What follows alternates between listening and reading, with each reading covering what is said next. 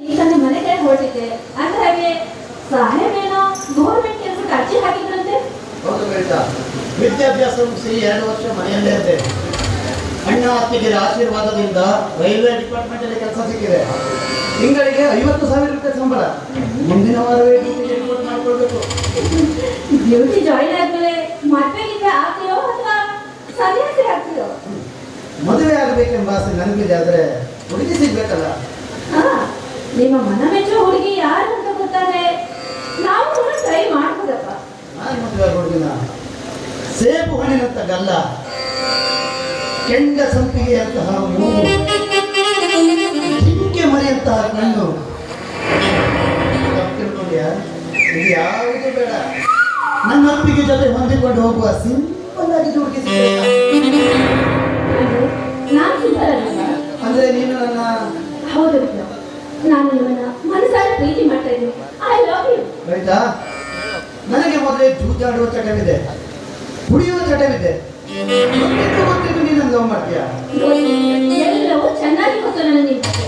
ಆದ್ರೆ ಈಗಿನ ಕಾಲದಲ್ಲಿ ಯಾವ ಗಂಡಸಿರ್ತಾನೆ ಚಟ ಇಲ್ಲರೂ ಇದ್ದಾರೆ ಸಮಾಜದಲ್ಲಿ. ನಿನ್ನ ಜೊತೆ ಮದುವೆ ಆದ್ರೆ ಸುಖವಾಗಿರ್ತೀನಿ ಅನ್ನೋದು ನನ್ನ ನಂಬಿಕೆ ಇದೆ. ದಯವಿಟ್ಟು ಇಲ್ಲ ಅಂತ ಹೇಳಿಬಿಡಿ. ನೋಡು ಆಯ್ತಾ, ನಿನ್ನ ಸೋದರ ಮಾವ ವಿರಾಟನಿಗೂ ನಮಗೂ ಮೊದಲೇ ಆಗುವುದಿಲ್ಲ.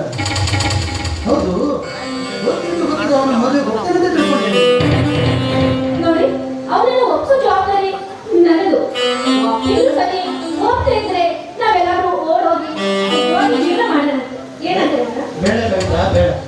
ನಮ್ಮಿಬ್ಬರ ಪ್ರೀತಿಗೋಸ್ಕರ ನಾವು ಓಡಿ ಹೋಗಿ ಮದುವೆ ಆದರೆ ಹಾಲಿನಂತಿರುವ ನಮ್ಮ ಸಂಸಾರ ಒಡೆದು ಏನಾದರೂ ಮಾಡೋಣ, ಆದರೆ ಸ್ವಲ್ಪ ದಿನ ಕಾಯಬೇಕು ಅಷ್ಟೇ. ಉಪಾಯ ಎಲ್ಲ ಆಮೇಲೆ ಮಾಡೋಣ ಅಂತ ಮೊದಲು ಸ್ವಲ್ಪ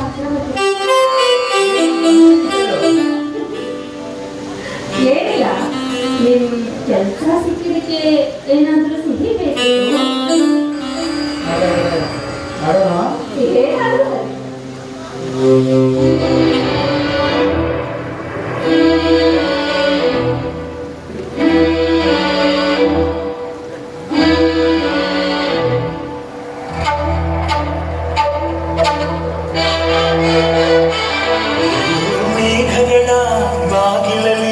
ಚಂದ್ರಮುಖಿ, ಆ ಚಂದ್ರಮುಖಿ ಸೋದರಿ ಪ್ರೇಮ ಸಖಿ.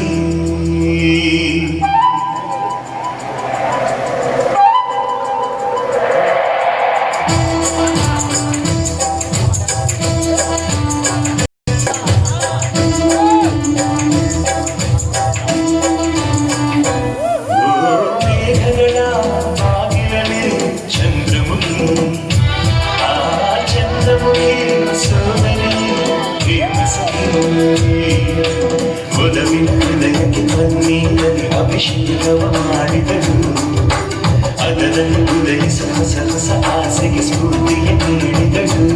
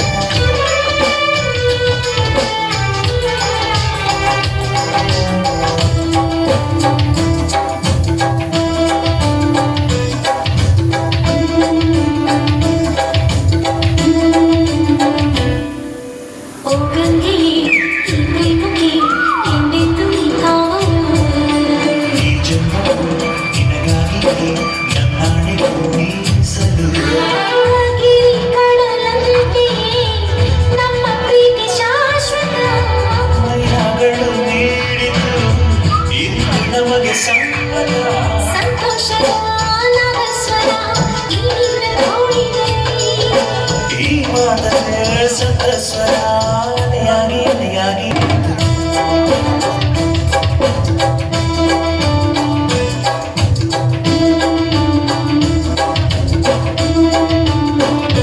ಓ ಮೇಘಗಳ ಬಾಗಿಲಲ್ಲಿ ಚಂದ್ರಮುಖಿ ಆ ಚಂದ್ರಮುಖಿ